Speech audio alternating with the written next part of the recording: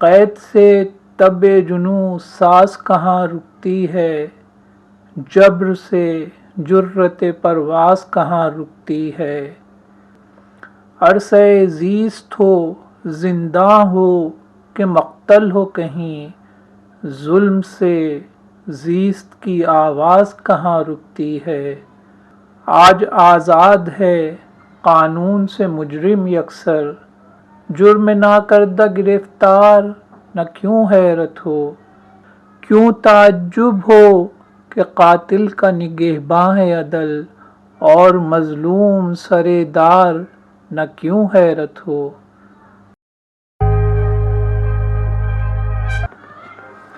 آج میں یہ ویلاگ صبح پوسٹ کرنے جا رہا تھا، لیکن میں اس وقت رک گیا جب قومی اسمبلی میں وزیر اعظم نے اپنی تقریر شروع کی اور دوسری طرف سپریم کورٹ میں مذکورہ کیس کے حوالے سے معاملات آگے بڑھ رہے تھے، تو میں نے یہی سوچا کہ یہ ڈیولپمنٹس ہو جانے دیں، پھر اپنے ویلاگ میں کچھ ان ڈیولپمنٹس کا احوال شامل کر کے پھر یہ پوسٹ کی جائے۔ تو جیسا کہ آپ نے دیکھا کہ آج وفاقی وزیر قانون سینیٹر اعظم نذیر تارڑ نے supreme court practice and procedure میں ترمیم کا بل قومی اسمبلی میں پیش کیا۔ پیش کیے گئے بل کے مطابق حکومت نے چیف جسٹس آف پاکستان کا از خود نوٹس لینے کا اختیار ختم کرنے کا فیصلہ کیا ہے۔ اسپیکر نے بل لا اینڈ جسٹس کمیٹی کو بھیج دیا ہے۔ ایوان میں خطاب کرتے ہوئے اعظم نذیر تارڑ نے کہا کہ ہم نے وہ دور بھی دیکھا ہے جب معمولی باتوں پر سو موٹو نوٹس لیا جاتا رہا ہے۔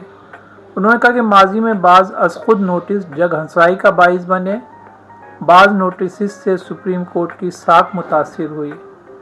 وفاقی وزیر نے یہ بھی کہا کہ سپریم کورٹ اپنے رولز خود ریگولیٹ کرتی ہے۔ 184(3) میں سپریم کورٹ کسی مقدمے میں از خود نوٹس لیتی ہے۔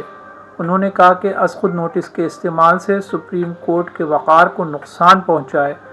انہوں نے یہ بھی کہا کہ ماضی میں بہت سارے کیسز میں نظر ثانی اپیل سننے میں تاخیر کی گئی۔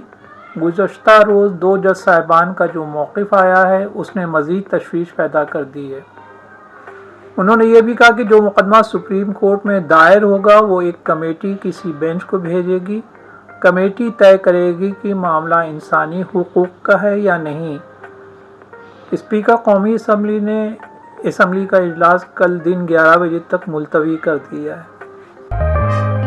پنجاب اور خیبر پختونخوا میں انتخابات کے از خود مقدمے میں کل جب جسٹس منصور علی شاہ اور جسٹس جمال مندوخیل کا فیصلہ سامنے آیا تو اس کا ابتدائیہ کچھ یوں تھا: عدالت کے دائرہ اختیار کا تعین آئین اور قوانین سے ہوتا ہے، نہ کہ ججوں کی مرضی یا سہولت سے، اور یہ تنازع کی نوعیت ہے جو عدالت کے دائرہ اختیار کا تعین کرتی ہے، نہ کہ اس میں شامل مفادات کی وسعت۔ جب ججوں کی مرضی اور سہولتیں غالب آ جاتی ہیں تو ہم سامراجی سپریم کورٹ کے دور میں داخل ہو جاتے ہیں۔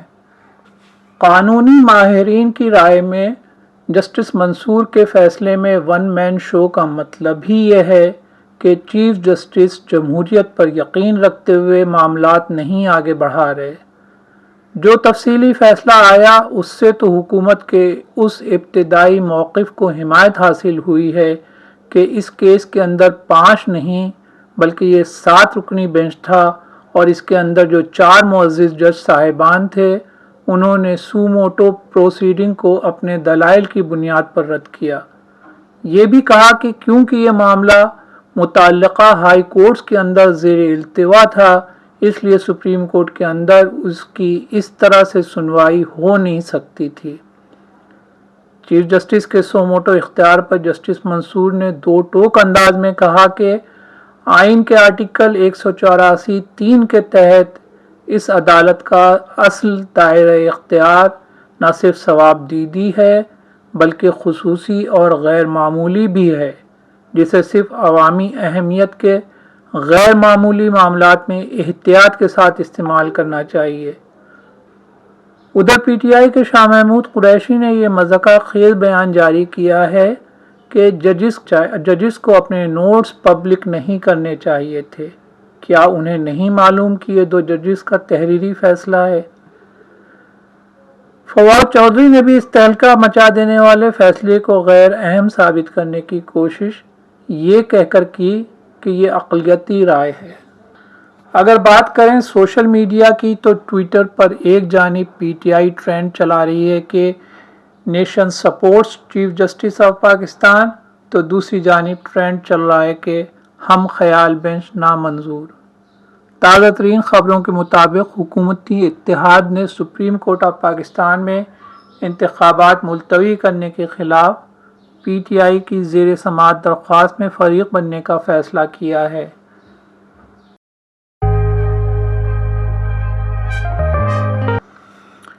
جسٹس منصور اور جسٹس مندوخیل کا فیصلہ آنے کے بعد سے سوشل میڈیا پہ بلاول بھٹو کی وہ ویڈیو بھی ٹرینڈ کر رہی ہے جس میں انہوں نے سپریم کورٹ کے اختیارات پہ نظر ثانی کی اپیل کی تھی اور اسپیکر سے ایک پارلیمانی کمیٹی بنانے کا مطالبہ کیا تھا جو ان معاملات کو دیکھے۔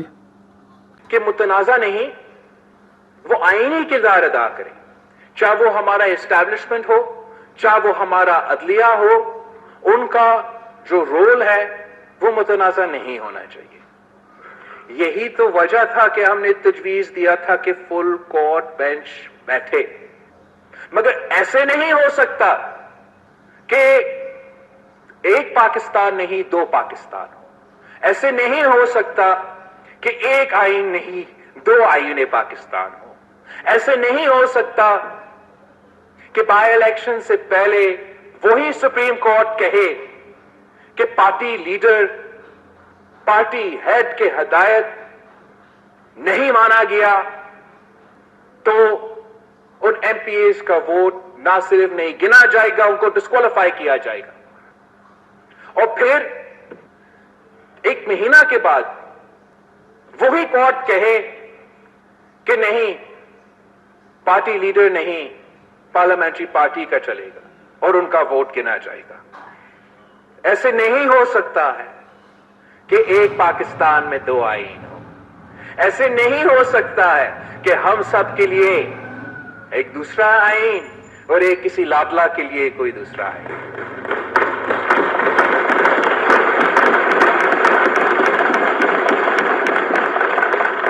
ہمارا ذمہ داری ہے، ہم سب کا ذمہ داری ہے، اس ہاؤس کا ذمہ داری ہے کہ ہم پارلیمان کا رول کا دفاع کریں۔ ہمارا کام آئین بنانا ہے اور ان کا کام ہے ہمارا آئین کو انٹرپریٹ کرنا۔ ان کا کام نہیں ہے کہ وہ خود آئین میں ترمیم لے کر آئے۔ اس مسئلہ کو جب تک ہم ایڈریس نہیں کرتے جناب ہم پاکستان کا جو جمہوریت کا سفر ہے، پاکستان جو ایک جمہوری ملک بننا چاہتا ہے اور ہم سب چاہتے ہیں کہ اس کو ایک جمہوری ملک بنائے، وہ سفر نامکمل ہوگا جب تک ہم جوڈیشل ریفارمز نہیں کریں، جب تک ہم اپنا جوڈیشری کو امپاور نہ کریں۔ The Supreme Court of Pakistan is not just the Chief Justice of Pakistan, it is each and every member of the Supreme Court. اور اب وقت آ گیا ہے جناب اسپیکر، میں آپ سے مطالبہ کرتا ہوں جوائنٹ پارلیمنٹری کمیٹی بنا دے، سینٹ آف پاکستان اس میں ہو، نیشنل اسمبلی آف پاکستان اس میں ہو، حکومت کے نمائندے ہو، ہمارے اپوزیشن کے نمائندے بھی بیٹھے، ہم قانون سازی کریں اور ہم فیصلہ کریں۔ تو اگر ہمارا ادارے پہ، ہمارا پارلیمان پہ، ہمارا اسپیکر کے رولنگز پہ اعلیٰ عدلیہ فیصلہ سنانا چاہتے ہیں تو سو بسم اللہ، مگر ان کو پورا کا پورا ججز کو بٹھا کے فیصلہ سنانا پڑے گا۔